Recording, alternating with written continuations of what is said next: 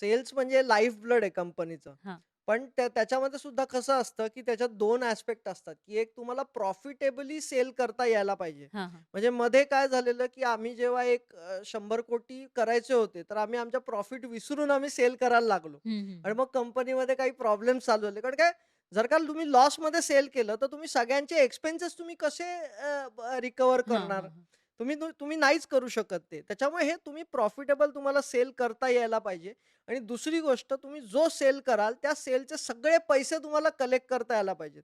म्हणजे आम्ही नेहमी आमच्या टीमला हेच बोलतो, की सेल तेव्हाच कंप्लीट होतो, जेव्हा तुम्ही पूर्ण पैसे कलेक्ट करता.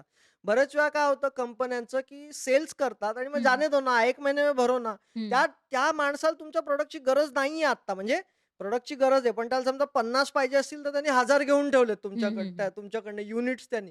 आता ते विकलेच जाणार नाहीयेत आणि मग तुम्ही त्या फायनान्शियल ट्रबलमध्ये तुम्ही अडकता आणि बऱ्याच कंपन्या ह्या ट्रॅपमध्ये आपल्या भारतात अडकलेल्या आहेत आणि मग ते वर्किंग कॅपिटल त्यांना मॅनेज होत हं, नाही. हं, हं. त्याच्यामुळे तुम्ही जेव्हा सेल्स करता, तर तुम्हाला सेल्स बरोबर तुम्हाला प्रॉफिटेबिलिटी पण बघायला लागते आणि कलेक्शन पण बघायला लागते आणि त्याच्याबरोबर तुमचं डिस्ट्रिब्युशन किती स्ट्राँग आहे हे पण बघायला लागतं.